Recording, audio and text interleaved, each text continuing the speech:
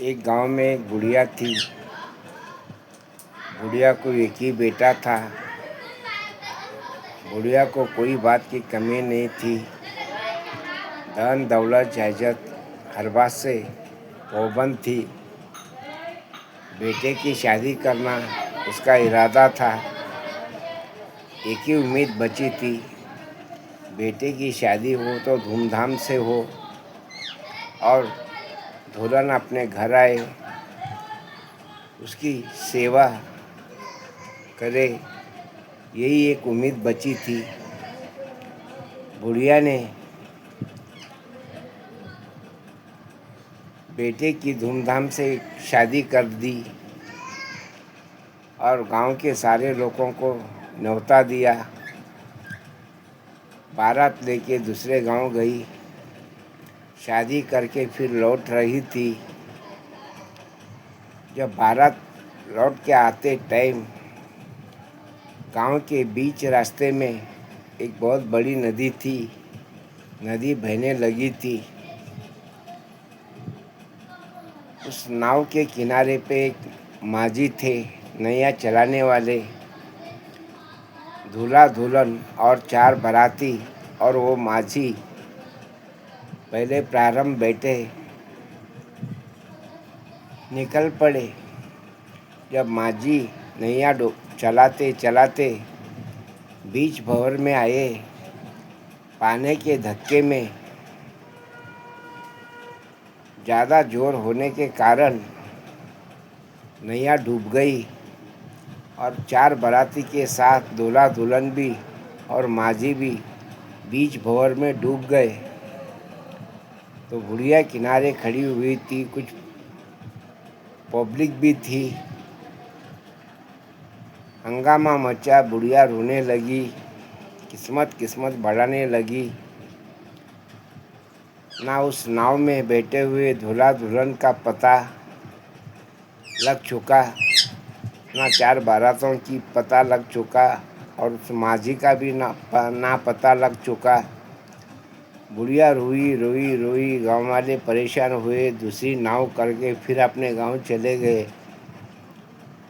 बुढ़िया रोज आती थी, उस नदिया किनारे बैठती थी, अपने बेटे और बहू दुल्हन के बारे में सोचती। बहुत रोती रोती रोती निकल जाती। ऐसे करते करते हुए 12 साल। जब 12 साल बीते तो उसी नदी के किनारे पर एक महात्मा संत आए और बुढ़िया से कहने लगे, क्यों बुढ़िया माँ जी, रोने को तुम्हें क्या बला आई है? तो ये बात सुनकर बुढ़िया ने कहा, क्या कहूँ महाराज, आज 12 साल पहले मेरे बेटे की शादी करके यही नदी से बारात लेके आ रही थी। जब बाराती बीच भंवर में डूब गई, तब से लेकर आज तक दिल बेचैन है, दिल उदास है, मन काबू में नहीं, घर में दिल लगता नहीं। यहाँ आती हूँ, अपने दुखों का बोझ हल्का कर लेती हूँ और रोती हूँ, अपने घर निकल जाती हूँ। इससे मुझे थोड़ा आराम मिलता है। इतना कहने पर महात्मा संत ने कहा, अगर तुम्हारा बेटा बहू और तुम्हारे 4 बाराती हंसी खुशी से वापस आए तो क्या कर लोगी? बुढ़िया ने कहा, महाराज हो या कौन देश के पागल हो, बेटे को डूबे हुए 12 साल हुए, उनका अता ना पता, नामो ना निशान, कहाँ खोए कहाँ गए उनका पता ही नहीं। वो मिट्टी में मिलकर उनका कुछ पहचान भी नहीं होगी। ये कहने पर महात्मा कहने लगे, अगर ऐसा हो तो क्या करोगी? तो बुढ़िया ने कहा, बहुत खुश होंगी, आपका धन्य धन्य उपकार मान लूँगी। यही कहते हुए उस महात्मा ने बहते नदी पर हाथ अपना तोला। जब महात्मा ने नदी पर हाथ तोला तो नदी का बहता पानी उधर का उधर, इधर का इधर फट के रुक गया और बीच में रेती की सड़क नज़र आई। उस रेती में से हंसते खेलते दूल्हा दुल्हन और 4 बाराती और वो माझी नाव लेकर किनारे आए। तो बुढ़िया ने देखा, बहुत अफसोस हुई और महात्मा के चरण पकड़कर कहने लगी, आप महात्मा के रूप के नहीं हो, आप महात्मा के रूप में साक्षात ईश्वर हो। आप मेरी भक्ति देखने के लिए आए हो, मेरे खोए हुए बच्चे को मुझे मिला दिए हो। आप ईश्वर के सिवा दूसरा कोई नहीं हो। ये कहकर उसके चरणों पर गिरकर गिड़गिड़ाने लगी, रोने लगी, अपना दामन बिछा के भीख मांगने लगी।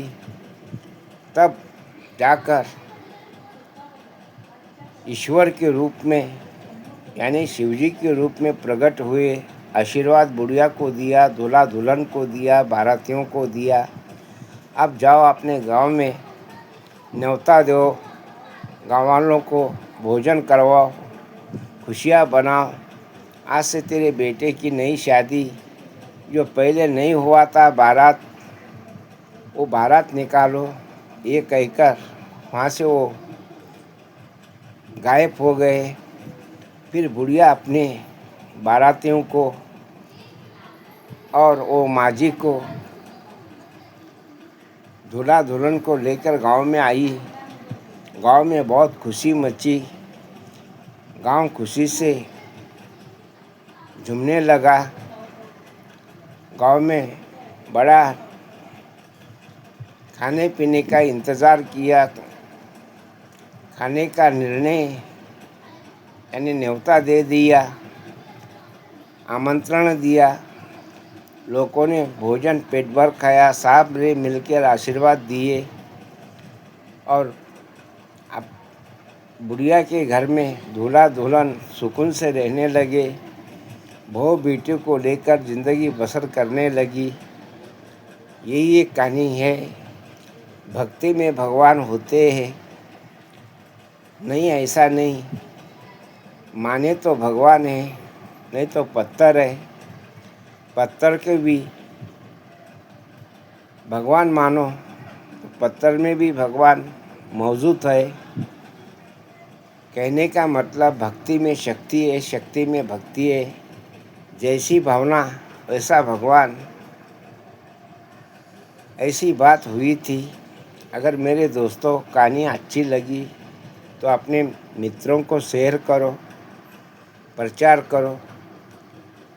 धन्यवाद।